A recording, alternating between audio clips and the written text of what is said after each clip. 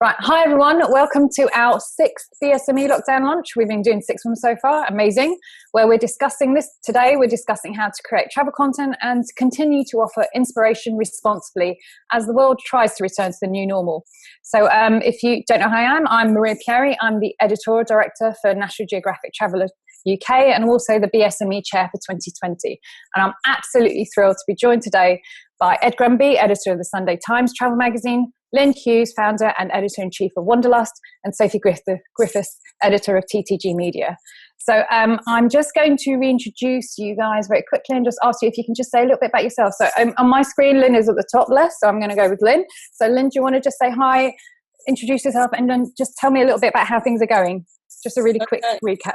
Okay, really quickly then. I'm Lyn Hughes, as we said, and I co-founded Wanderlust 27 years ago, and still very much there as editor-in-chief.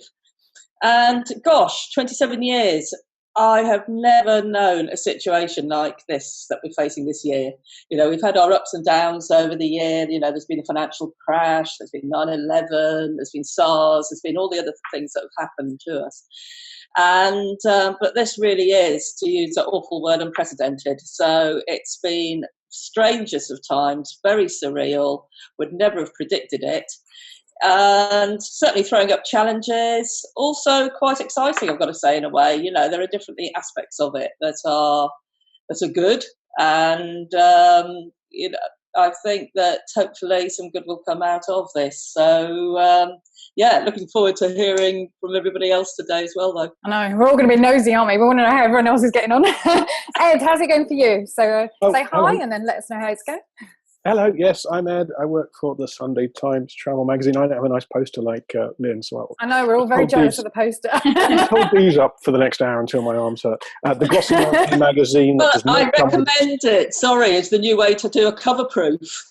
So get an A1 sent to your home. Brilliant. Sunday Times Travel Magazine is the glossy monthly magazine that doesn't come with the Sunday Times. It sells on the newsstand, it sells by subscription. And how are things going for us? Yeah, all right. It's kind of the same, but with children around. Yes, as you say, new challenges, unprecedented. I mean, obviously, I'm old enough to remember the Spanish flu of 1913, but most of my team aren't. And so we're doing our best, and just as Lyn says, finding the odd way, the odd occasional small little way to innovate and do things a bit differently, I think. That's great. Thank you. And last but not least, Sophie, how's it going? Hi, yeah, so I'm editor of TTG, so we're read by predominantly travel agents as well as tour operators, cruise lines, airlines.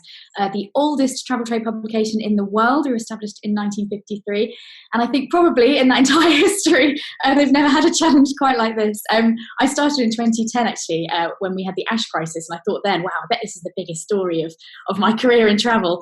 And then we had Thomas Cook last year, and I thought, wow, this is going to be the biggest story of my career. And now obviously we've got this. So yeah, you know, the word's been used over and over again, but unprecedented is definitely the word that kind of sums it up. But at the same time, like Lyn said, you know, it is incredibly exciting. This is I think will be finally the story of our careers. You know, after Thomas Cook and the ash crisis, and it's just a real challenge as to how we kind of rise to that and make sure that we're getting the news out, especially for our audience, which is travel agents, you know, the B2B side of things. So yeah, it's an exciting time, but a challenging time as well.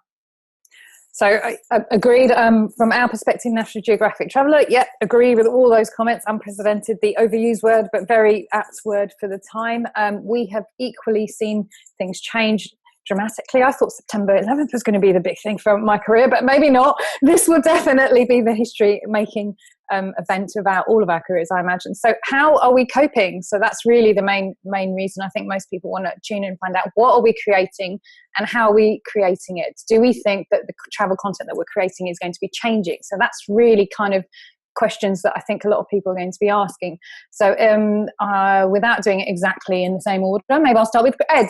So what have you seen in terms of travel content that you have had to adapt or reconsider, or how are you looking at creating content at the moment for your magazine, and what impact has this had in the short term but also long term?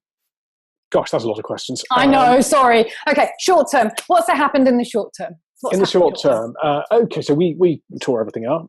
We were kind of, we've been slightly unfortunate with our timing with our Italy issue that came out just as Italy was the looked like being the only, you're that happy few days when Italy looked like being the big basket case and the rest of us were all fine. I mean, slightly unfortunate with that issue hitting the shelves just as Italy went under. We then were very lucky with our timing. That was the next one, Hideaway. That was just as we went into lockdown. This issue came out, we sent this issue to press the day we went to lockdown. So we were able to get the issue out of the way with all our normal advertising, with a fair amount of normal content, just very twisted slightly. And that gave us, happily, a good solid 4 weeks to think about what we wanted to do for the next few issues, which of course couldn't carry on as normal. The thing we came up with was a double issue, a double hit of planning. You can't travel now, but you sure as hell plan. And we know that our readers, like your readers, are passionate travelers who are not going to let a small little global pandemic get in the way of their travel plans. They're just going to sort of retreat. They're going to build up. They're going to think about, hey, what about that trip to Peru? What about that trip to China? What about that trip to Japan? All those big trips that need a lot of planning, need a lot of thought, need a lot of inspiration. We've given them 2 issues of that. The next issue, which goes to press today, is slightly different, but also very planning centric. It's where to go when. We figure there'll be a lot of people who suddenly have 24 days annual leave to use between October and December, don't know how to use it, don't know where to go, normally go when summer, don't know where's nice in late November. We're giving them that, which we hope will be a resource going forward, years to come, but also could be handy right now. So we were able to just tear everything up and start again. We were lucky with the timing. Now, the question we're asking ourselves now, literally now, just before I go on this call, was when do we go back to normal content? Do we go back to normal content? Yeah. What is normal content? Yeah. Do we like this stuff better? Yeah, I think it's a combination of both, isn't it, for us? We'll touch on that, I think, later and then bring that back in. But Lyn, I want to hear from you next. What exactly have you done short term? And as Ed said that he wasn't going to talk about long term, he did. So I'm going to pick up on that as well. So short and long term, how has it changed things for you? Again, I've had to tear up the feature list, and like a lot of magazines, we tend to publish a feature list a year in advance, and so pretty much perhaps 80% of the content I know well in advance. But when this happened, it was like, oh gosh, what should we run and when? And so really had to go back to the drawing board and almost like a startup and think afresh. What can we cover? What will people be looking for? And so the issue that's out at the moment is a Wish I Was There issue, which is a bit of a campaign that we ran anyway online, and that was to encourage people to share their travel memories, because people are dreaming and they're wanting to get back out there, exactly as Ed said. And so that's worked very well for us. And it had a lot of sort of content in it that was reader generated, and also armchair travel content and so on. And the issue that we're going to press with today as well, it's really uncanny, because we found that, yes, Maria, Ed and I are all going to press today with our next issue, which is so spooky. But again, it's kind of taking on that theme a bit. I mean, this is our front cover for it, and we're going to be doing a big feature on the UK, because realistically, people will be obviously travelling in the UK once lockdown lifts. And but again, there's a certain amount of dreaming for the future. And without a crystal ball, I think, over the next few weeks, it's almost what we've got to do, really, help people plan for the future, dream about the future, plan for the future, research for the future. And because the one thing that we are sure of, and we've done 2 big reader surveys in the last 2 months, is that, the readers are just dying to get back out there. And, they're just wanting to know where they can go and when. So that's very much what we're focusing on. Agreed. And Sophie, I guess you're the one that kind of knows, I suppose, that you've got your nose to the wire in terms of knowing exactly what's happening when, very quickly, all the time. So how things have been for you? It must be manic. Yeah, it's been a little crazy. We're slightly different because obviously we're B2B, so we've got the news side as well as the features side. So on the news side, it was very much about making sure we're keeping our agent audience up to date with the very latest government measures, really. These are all small businesses and they needed all the advice on furloughing, the legal advice, redundancies. And then they had all of the refunds crisis, and travel has been hit so extraordinarily hard because travel agents need the staff to deal with all the refunds, but they didn't have any money coming in. So they had to then furlough the staff. So trying to deal with all those refunds, and we all saw the headlines about, my refund's taking X number of days. Well, it was no surprise because nobody had the staff to deal with them. And then on the features side, like both Lyn and Ed, we had to kind of totally rethink our destination features that we had, rip that up for now. Instead, we focused on more kind of business advice-led features. So how can you kind of support your business, your staff? We did a lot of mental well-being pieces. We're starting to now look at bringing those destination pieces back, but it's more of a focus on the destinations that are likely to be opening up, the kind of resorts and things that people will be looking at, the health and safety measures that are there, and obviously a big focus on the UK and Ireland. But we were really lucky in that we redesigned our website at the end of last year, as well as our magazine last year. So with regards to our website, we had the functionality to have hubs. So we created coronavirus news hubs and the coronavirus business support hub. And then we had a forum on there. So we had a panel of experts, and agents were writing in their questions so that we could answer all our agents' questions as quickly as possible, and they could kind of get that free legal advice that they needed. So it's been a very busy time, but yeah, exciting as well. Of course. And what kind of questions were they asking? So I'm guessing that from our side, we're going to tackle that in a little bit, talking about the refunds. But what were travel agents asking? What are their concerns? Because it's kind of nice to hear from the industry side. Because often when we do consumer webinars, it's very much like, okay, everyone's going to complain about the refunds. But from the other side, what are they all kind of trying to focus on at the moment, or worried about? The refunds was a big issue for them as well, because they were relying on getting refunds from their tour operator partners. So although a lot of customers said the travel agent is keeping it, it wasn't the travel agent. They were trying to wait for it to get it from their supplier. So they wanted to know where their legal position was, because there was so much conflicting advice out there. And then as well, they had a lot of legal questions about the furloughing questions, because I think there were just so many questions about how the furlough scheme would work and whether they could employ people.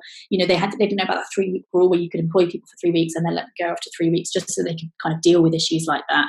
Now it's moving on to more questions about redundancy and how best to manage that and look after their staff at the same time. And yeah, it's been a really challenging time for the sector.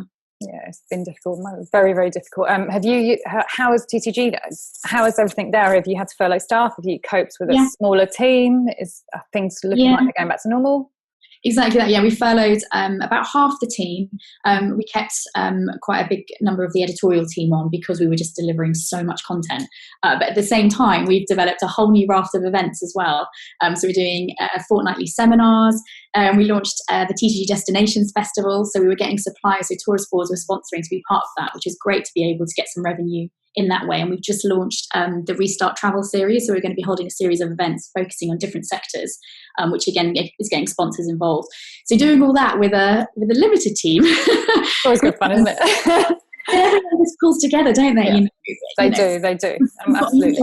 Weekly press days over Zoom, and it's amazing how quickly you can adapt when you have to. I would never have said we could have done a Zoom press day, and using Slack, that's what we used to do. I would never have said that was possible to do press day remotely, and now we do it every week.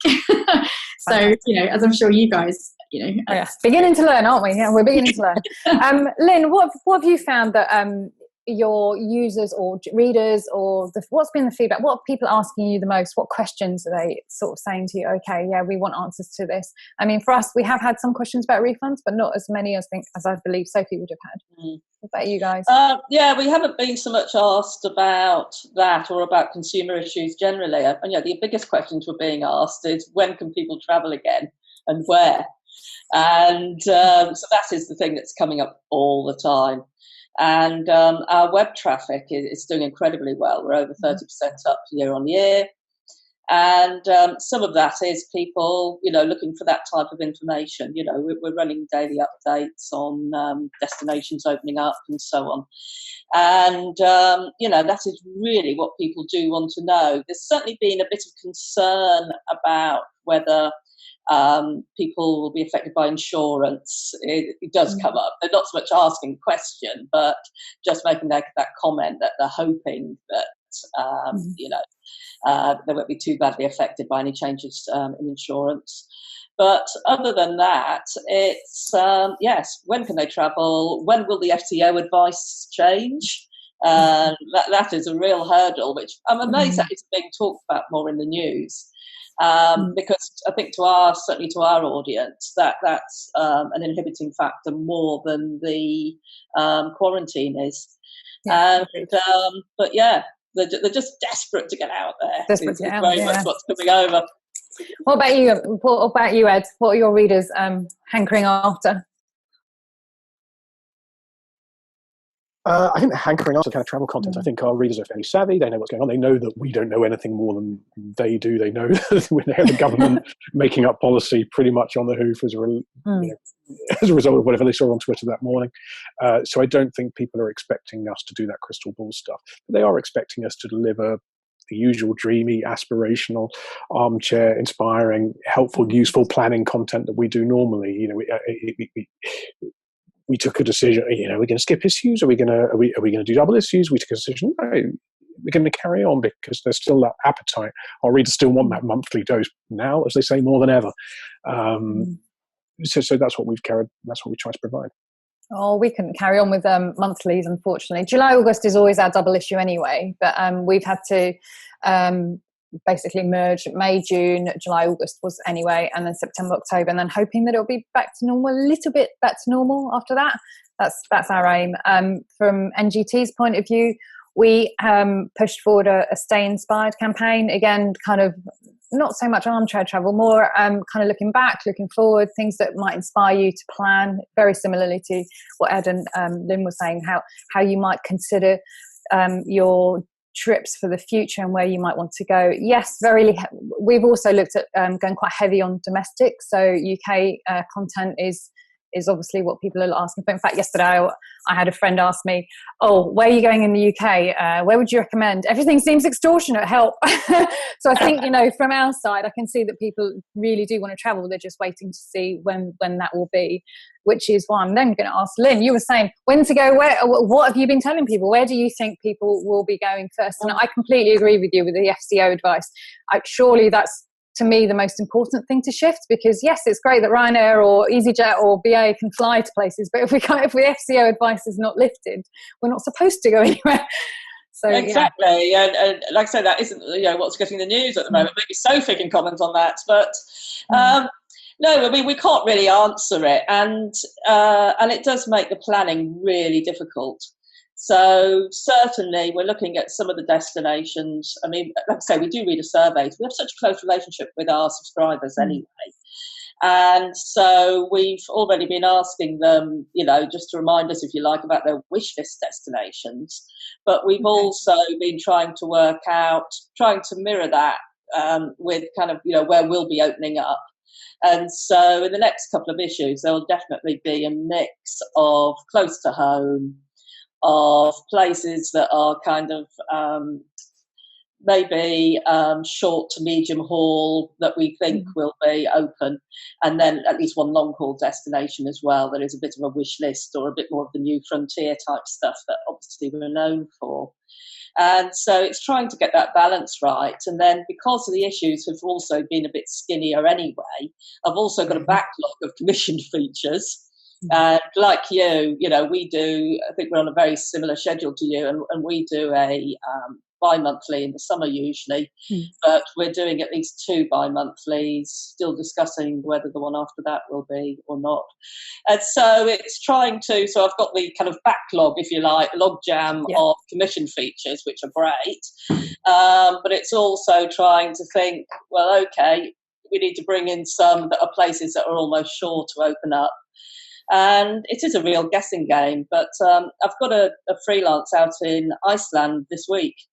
Oh, fantastic! Your first freelancer. That's great. Is that the first one? We haven't sent anyone out yet. Have you, Ed, Sophie? Have you guys sent anyone out yet?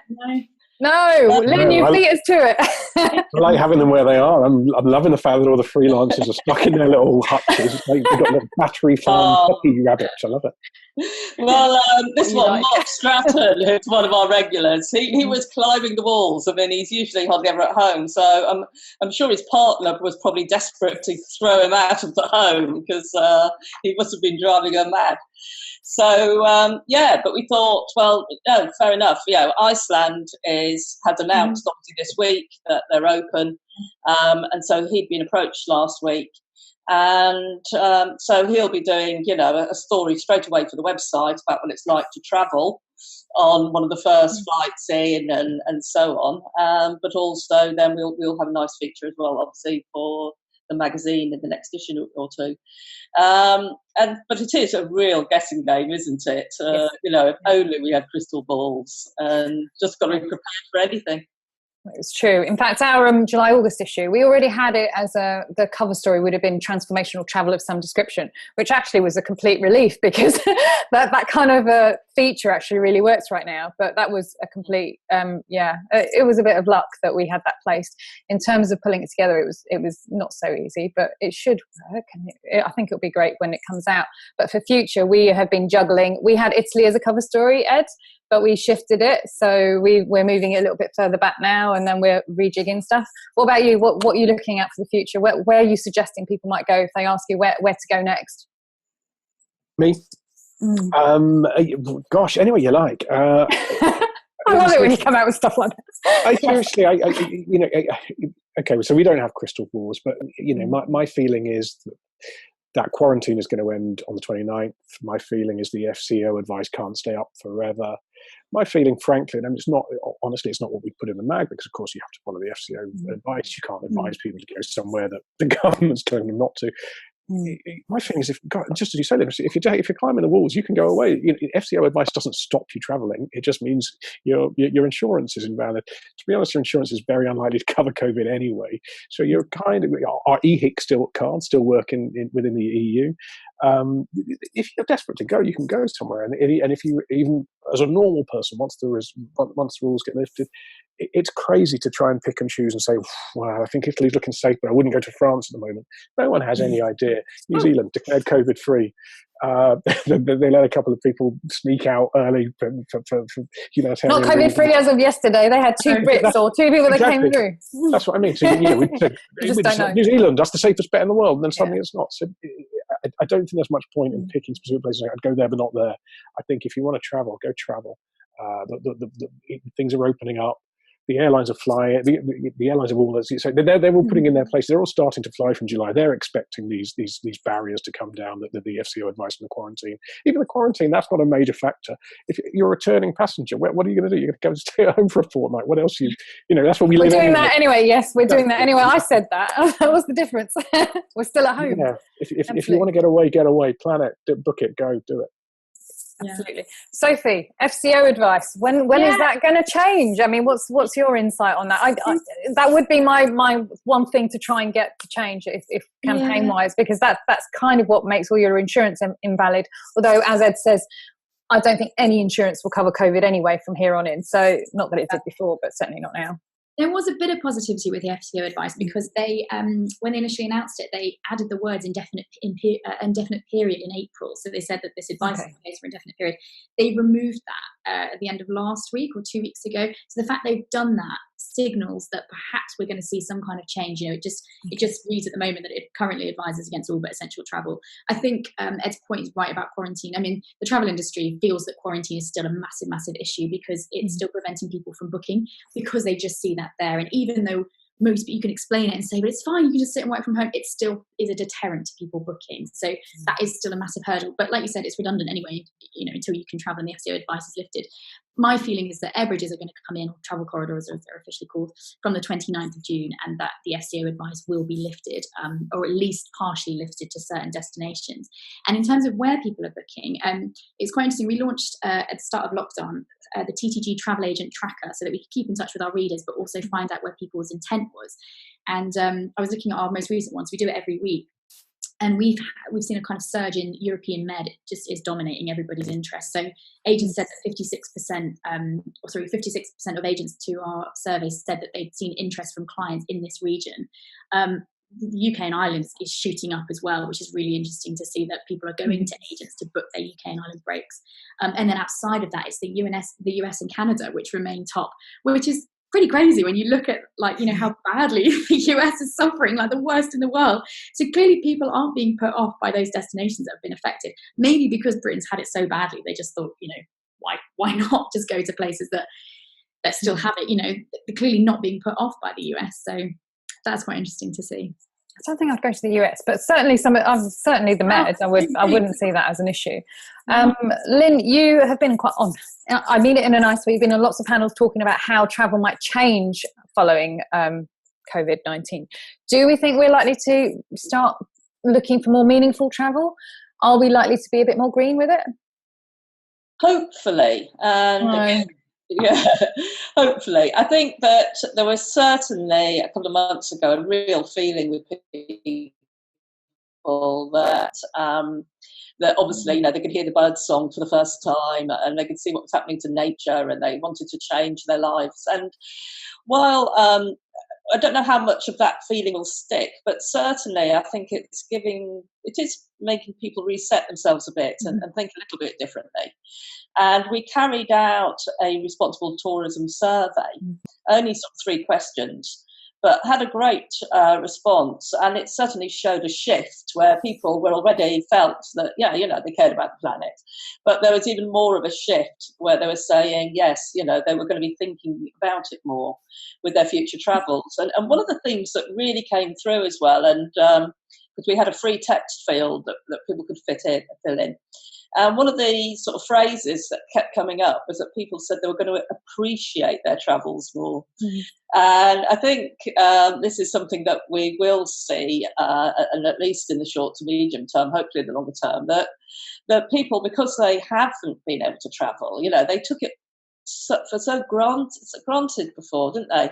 We all did, you just took it for granted. You could sort of think, oh, actually, I've got, I'm not doing much this weekend. I wonder if I could jump on a plane somewhere. And I think that this has really kind of woken people up and made them think, ooh, travel is a privilege. And when I travel as well, I should make more of the right sort of choices. And certainly some of the tour operators I've spoken to as well, they feel that they're getting that kind of mood as well from their clients. And so I think, yes, there will be a bit more of a shift, maybe a bit more of a move, which was already happening, but a bit more of a move towards meaningful travel, conscious travel, slow travel, and really making your travels count. Yes, that's good to hear. Ed, are you noticing that? Are you thinking about creating content that sort of follows that track? I feel like we all are. We're all going to be looking at how to create content where you don't fly so much. But is there anything in mind right now to change some of the content that you're creating in that way? It's quite early to say whether those ideas will stick. I mean, we all started lockdown with a lot of resolutions, didn't we? I want to know how many people can actually speak Spanish now. And I will be interested to know how many people are still appreciating it just as much when they're doing it again in 6 months' time. It is quite possible that we'll see some actual behavioural change, but I also think it's quite possible we won't. I think it sounds brutal, but one of the keys to will people appreciate it, will people go for longer, will people make it more meaningful is the economics. If it is going to get much more expensive, guess what? People are going to appreciate it more. If you find that you can't afford to just go away every other weekend, if you're finding it's back to slightly the older model of, we have our 2 big trips and maybe 1 weekend break, then people are going to appreciate it, and then they are going to be looking for a slower, different kind of travel. Honestly, if the economics return to normal,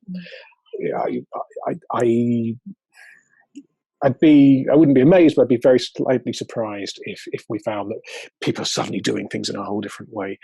As you said earlier, Sophie, we all adapt. We adapted very quickly to lockdown, and the truth is probably we'll adapt pretty quickly to unlockdown when that happens. I'm going to move on to Sophie and say, what I suppose, again, because your finger on the pulse slightly more than perhaps us as monthlies, what do we think will be left of the tourism industry? You were talking about redundancies earlier. I mean, that's obviously going to have an impact on all of us. Advertising's been hit hard for us. Have you guys had any advertising the last 2 months, by the way? Anyone saying yes? Well, we have actually, because of our Destinations Festival. But okay. On the website, rather than in print, we had to kind of think differently and sort of ourselves that way. But in terms of how the industry will change, I think Ed's right. It will probably be more expensive to travel, I imagine, because there will be less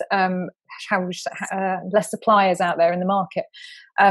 How are you seeing what will be left of the travel industry after, say, in the next few months? Are you seeing people talking more redundancy, which is what I was thinking about earlier when you were saying that? Yeah, just on that point, actually, other ways that the industry might change in terms of the sustainability side. I was interviewing John and Irene Hayes last week. I don't know if you know, they UK's largest travel independent agency. And they said that the trend they've seen is that people moving towards more smaller resorts they might not have considered otherwise. So moving perhaps a little bit away from the big all-inclusives with the mass buffets to smaller resorts, which is actually good news for kind of spreading the tourism pound, around into smaller destinations, and also kind of giving local communities a bit more of a chance to make more of that money rather than it being kind of held up in the big all-inclusive. So that might be an interesting trend, because once people have sampled that, they might then return year after year rather than going back to the bigger all-inclusives, perhaps. I don't know. On the redundancy side, that's a massive, massive issue. I mean, everyone kind of forgets that Flight B was the big first crisis of a casualty of this crisis, back in, when was it, March? We've had shearing, so thousands of jobs have already been lost. I can't see how all the businesses we have now will still exist in 4 or 5 months' time if we don't get some kind of additional support from the government, specifically for the sector, and B, if the SEO advice doesn't get lifted. And it needs to get even just a sign from the government to say, do you know what, the SEO advice is going to be lifted for definite on the 29th of June, because then people can start planning and then money can start trickling back into the travel businesses. But until people start booking, and they're not going to book, while we still got these quarantine plans and the SEO advice in place, how can businesses survive when they're not getting any money through? It's catastrophic for the industry. I don't think the government has quite realised how detrimental this has been to travel industry specifically. I think it's really worrying. Oh, yeah, agreed, absolutely. We're coming up to a point where we can ask questions as well. So if guys, attendees, if you want to ask any questions, please do so on the Q&A function. I'll pick up on one which is quite close to our hearts, I suppose. What are your thoughts about why Lonely Planet decided to close their magazine and what that means for the sector? Just so that everyone knows, I'm not sure if everyone knows, but National Geographic Travel actually has taken on the Lonely Planet subscribers, or the ones that wanted to come along to us. So, but we're obviously very, very sad to see the magazine go. I want you competitors to do well. We want that kind of market to be there. We want more participants to be there, and it's actually great to see the market grow. So it was very sad to hear about Lonely Planet. So I'll say that first, because obviously we've sort of benefited from that happening, and I should be clear about that. But Lyn, any thoughts on that question? Oh gosh, no, like you. I mean, I was just very sad. That yes, they're a competitor, but you really feel for them and for the people who worked for it, and indeed for their readers. They had a loyal following, and also I think I'm always very aware of confidence, if you like, in the industry, and I think when there is a well-known casualty, that does worry people, and you don't know what sort of impact that will have. So what it means for the sector, I don't know. I mean, we're going through challenging times. There's no doubt about it. It's like Sophie said, the travel industry, the present situation is catastrophic. Can't say that word today. Let's put new teeth in. And of course, when the industry hurts, then us as media, we all hurt as well. But as we all know from our audience, they all want to get back out there and travel again.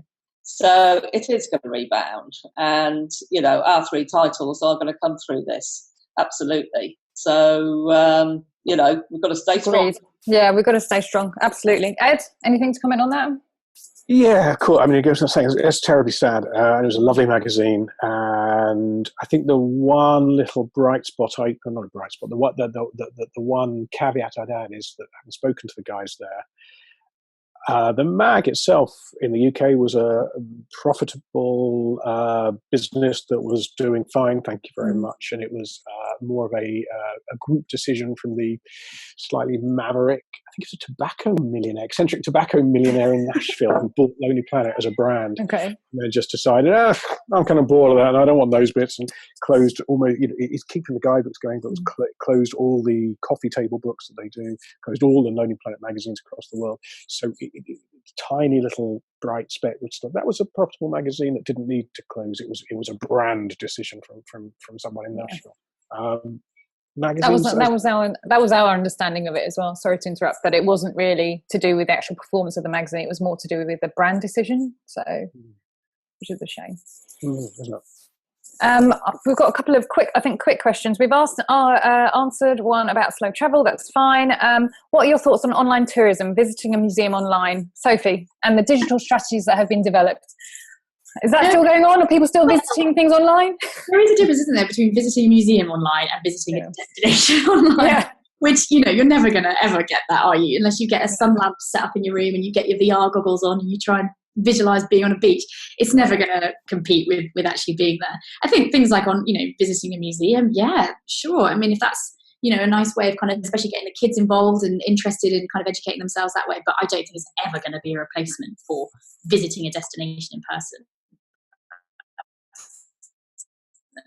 Agreed. And content perspective, we did all create all those lists for butcher museums and all those things at the beginning. I think the most interesting one was probably the Faroe Islands, where you can actually have somebody go out there and you could control them. So they had a physical person that was there with the VR stuff, and then they'd go around and you could control them like little robots. So maybe that was a good thing. It whets your appetite, doesn't it? To visit it does. Replacement. It does. I'm going to ask the question that we got sent earlier, which is going back to insurance. But I think I don't mind who wants to answer it. You may decide. I'm concerned about travel insurance. Many companies seem to have ducked out at worst or passed the buck at best in terms of paying out during the current crisis. I'm still fighting to get holiday refunds, and my tour op, insurance company and credit card company are playing past the parcel. How can we ever trust them again? And are they likely to create new restrictive clauses and charge hefty premiums? That's from Nulia Harvey, production editor at the Sunday Times Travel. So I'm going to throw that one at Ed. Ed. We can discuss this afternoon. Yeah. Past the parcel is standard, isn't it? Yes. That's what companies do, especially insurance companies. They will look to do anything they can to avoid paying, and eventually, when they have no other options, they will pay. This is not a joke. I'm not exaggerating. You remember AFL, the ash cloud? That was 2009, maybe. I've still got an outstanding insurance claim on that. Not joking. Really? Outstanding? On my desk there, that little pile of things to do, things to get around to in lockdown includes pursuing that claim from 11 years ago, which of course I'm never going to get back. That's standard insurance company practice. Write you 3 letters, hope that you'll give up after the 4th. The law is clear. Some of you guys will know the law much better than me, but the law is pretty clear. You're entitled to your refund, except under certain circumstances. So keep going them away, keep going, hammering away at them, and I know you will, Nuala, and you will get your money. On that insurance point, though, I think it's quite interesting because we're seeing, I was saying to you guys just before we started this, that Route Hotels and Resorts this morning has announced it's building coronavirus cover into all new bookings to include medical assistance. I think it was up to €30,000 per guest. So I think, if travel insurance firms aren't stepping up to provide cover and to reassure customers, I think we'll see hotels and resorts perhaps doing more of this. I know, Maria, perhaps you can touch on a bit of what Cyprus is doing, but we've got to get people again. And the reassurance and the confidence issue is so key amongst consumers that the travel industry is going to have to step in if the insurance companies aren't, just to get people travelling again. And I think people will be keen. I think the industry as a whole is going to do that. We were talking about it slightly earlier. Cyprus has offered to basically foot your bill if you get ill when you're abroad. So they will actually look after you if you do catch coronavirus over there. But both Cyprus and Greece actually don't have that many cases. So I think they feel quite confident that they won't be, how shall I say, too many cases for them having to step up and look after them. But you're right, if the insurance companies aren't doing it, certainly other sectors of the industry are looking to step in. So Lyn, anything to add on insurance? I think that is obviously one of the key things to return to travel, but from our panel it sounds like people are saying, well, people will travel anyway. Yeah, I think people will. I think where we don't know whether it will have an impact is on older travellers, obviously, more mature travellers, because so many of the specialist travel companies, their key clients, the sort of people who go to Antarctica, who go on safaris, who do all those sort of amazing trips, they're very often, 50 plus, 60 plus, and that is the one that might be hardest hit, of course, by changes to insurance premiums and clauses in insurance policies. So there is a concern there, definitely. But, kind of agree with Sophie that I wouldn't be surprised if more hotel groups and more tour companies and so on are very proactive, therefore, about looking after you and building something in to make sure that they can, that you can be reassured and confident that they are going to take care of you if anything happens. And we've got a question from Jenny Jenkins now. She says, do you think there will be an increase in health and wellness tourism? Anyone want to answer that? I think it's almost inevitable that will be, and including things for kind of, your mental health, because this has been a very stressful time for people. And so obviously health means so many things now, but it's clear that people are going to be thinking on a very practical level about health, from the point of view of where they stay, where they travel to, how they're looked after when they're there. But I think there's a real opportunity there as well to also, therefore, turn it into something more than that, a more holistic thing where it's good for your body, your soul, your mental health, and I think that will appeal to people. And so I can really see that as a kind of marketing strategy, if you like. Wellness tourism has been on the rise, hasn't it? For the last few years, it became a sort of buzzword. But I guess the other point is that with everybody working at home, for a lot of people, it's kind of improved their work-life balance because they've got an hour back at the start and end of each day from commuting. So I think there's been much more of a focus on looking after yourself and thinking, actually, do you know what? I've got time to do this. I can take the time to enjoy kind of having that freedom of time that I might not have normally had, and maybe they'll look to utilise that on their holidays as well, maybe. That's true. Next question. Do we think that lockdown will have a long-term impact on magazine frequency? From my side, hopefully not. I'm hoping that it will return back to normal tail end of the year. But it does depend on advertising returning, which that's all to do with SEO Advice and everybody having confidence in the market. I can say with some confidence there are green shoots. Destinations are looking to their marketing plans, some for July, some for August, which is nice to see. So hopefully not long-term impact on magazine frequency. Ed, Lyn? Lyn, after you. We're in a very similar situation. It is all down to the advertising. It is all down to things that are out of our hands, like the SEO advisory. So, we'll just have to see. We're hoping, we're currently planning to be back onto a monthly schedule, by September. But, fingers crossed, and really hope we can. Agreed. Ed? Yeah, I feel reasonably optimistic for mags. As the sole glossy magazine in a newspaper company, I'm relentlessly beating the drum. Newspapers sell so much on habit. The same person gets on the same train every morning, buys the same newspaper from the same shop. And I am trying to say magazines are a bit different. It's a fun purchase thing you do for pleasure, not because you feel you ought to. I'm constantly trotting out this statistic at news. 77% of under 25s read magazine content every month. We have a bright, young, glamorous, glossy future in magazines, and at least compared to newspapers. And I'm fairly optimistic about it. As I say, we've managed to keep going monthly throughout unprecedented times. I hope and think we will continue to do so. Last few questions here, so I'm going to quick fire them. Nuala Harvey has more to add on insurance side of stuff. Has anyone compiled a good, the bad and the ugly list of basically companies who haven't basically conformed and returned people's deposits? And do you think the industry should basically refocus and change the way it operates, e.g. holding deposits in independent accounts? Sophie? Yeah, that last point in particular is really pertinent, and it's something that we've been holding seminars on and discussions on within the industry. I think there has been a bit of a challenge in that I think people have maybe not, or consumers haven't really had the chance to fully understand the difficulties that face the travel industry. A lot of travel agents, like we said, are dependent on their suppliers paying out, so not just their tour operators, but hotels, and all the other various car hire companies that need to then pay back the tour operator to then pay the travel agent. The other really issue was that the government didn't bend to what every other European country did and change its wording. So it still stipulates that companies have to refund within 14 days, which just isn't doable when you don't have the staff and you haven't got the money from those suppliers. But yes, I think those that do operate with a trust account, that's what they're called, where they kind of put the money into that account to hold it. Definitely could be a way that more businesses do that going forwards. But again, like we said, this is unprecedented. This is not something, touch wood, that hopefully will happen again. And the challenges that companies have had to face have just been off the scale. So it's a good point. Okay. Lucy Kehoe, to all panellists. You mentioned the first freelancer going out. Is everyone looking to pivot to on-the-ground contributors rather than sending freelancers? Or are you confident freelancers will be out and about in the coming months? Lyn, I'm going to send that to you. bit of both, really. And it has made me think more about, can we use on-the-ground contributors? And in fact, in the issue that's just going to press, one of the contributors is, very much somebody on the ground.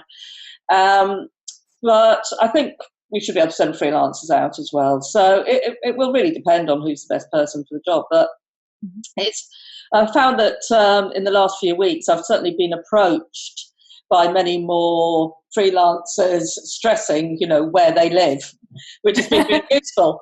And, and that has been useful. So we're building up a database of them because, very often you may have heard of a freelancer or, they've pitched before, but you don't actually know where they live. And so to find out that perhaps they are based in Sri Lanka, or they are based in Greece, or they are based in, the Outer Hebrides or wherever, is actually really useful. So I'm capturing all that information because obviously, yes, that could prove very, very useful. Thank you. Helen Okra has a next question for Ed. What are you going to do for your 200th issue? Have you decided yet? Helen, bless you for asking. It's our 200th issue, everyone. Interesting kind of thing. Obviously, that has meant that some of our big event plans are slightly on ice, and some of our sponsorship may not come through. But it is a great, another great opportunity to hold off the return to normal for an extra month. We get to do another special issue. We're doing a 200th issue. It's on 200 travel heroes, the things that we have loved and especially missed in the last few months. From the last 200 issues, that's hero destinations, hero hotels, hero cosmopolitan, hero martinis, hero in-flight sarnies. We've got an amazing set of giveaways. While we haven't necessarily got any money out of companies, we have got a lot of giveaways out of them. Guess what? They're happy to give away some holidays at the moment. That's what we're planning for that issue. That's on sale early August. Do buy it. That's great. Thank you. Okay, so we're going to have to call it a day just because it's time. But I wouldn't mind, just a last word. Where are you guys planning to go on holiday? Are you planning to go on holiday? Sophie, where are you off to? What's happening for you for the future? You were going to get married? You are postponing it? I was due to be married this summer. Obviously, we've had to postpone that, but we were due to get married in Cornwall. So we are going, that's where I'm from. So we are going back down to Cornwall. So it's a domestic holiday, but it's kind of back home holiday. But I certainly want to travel this year. I wouldn't have any qualms about travelling while the quarantine advice is in place. I think it's ludicrous. So, here's to travelling. Fantastic. Ed, where are you going? Or planning to go? Anywhere. Yeah, I'm a huge Iceland fan. So Iceland as a very close, clean, clear, and open place is immensely appealing. We've got a piece in our next issue about, if you're really worried about the cleanliness, you can go around by camper van. You don't have to touch anything. Okay, and Lyn, where will you be going to next? Oh, don't even dream of it. So keeping my options very open. But having said that, so I'll probably go up to Cumbria in the next week or two for a few days, because a guest house I've stayed in before a few years ago, absolutely lovely, has invited me to go up before they open again. Ooh. And to take my partner and my dog. So that will be a nice little kind of mini break, I think, in the next 10 days. And but for something bigger, desperate to get out there. But like I say, keep my options open. So exciting. Yes. I only just started looking myself yesterday. I think I'm looking at for us domestic. I was planning to go to Cornwall in May, so I'm going to relook at that and see if things have opened up. Everything was closed then, so we couldn't go. So hopefully there. If not, maybe up in Norfolk. So for now, domestic, but future October, hoping for Italy. Maybe, I don't know. That's where I'd like to go. Anyway. Thank you, everyone. Fantastic again. Thanks for joining us, everyone else, as well, and I hope you've enjoyed the session. Remember to join us again on Wednesday, the 1st of July, for our special panel of editors discussing the subject of diversity in the industry in our webinar, Magazines Are Too White, So How Do We Fix It? But before then, we have the announcement of our 2020 Talent Awards. This will be screened at 5 p.m. on Thursday, 25th of June, and we would love you to join us. So check out our Instagram and Twitter for news and notifications on that. And you're going to see us kind of try and make those talent awards work, which we really hope you will enjoy, because it's been such a great thing to go through all the entries and see all these amazing shortlisted and finalists. So well done, everyone, for entering. And then I have to say thank you to Ed Grenby, editor of the Sunday Times Travel Magazine, Lyn Hughes, founder and editor-in-chief of Wanderlust, and Sophie Griffiths, TTG editor. Thanks so much for chatting. I know it's a bit weird sometimes doing it in this scenario with the Zoom stuff. I think we've all done really well. And thanks to the BSME team behind the scenes and the screens, including our recently graduated BA students from Roehampton University, Alexandra and Jasmina. Well done, guys. And goodbye from me, Maria Pieri, 2020 BSME Chair and Editorial Director of National Geographic Traveller. Happy travels soon, we hope, for everyone. Take care, everyone. Thank you. Bye.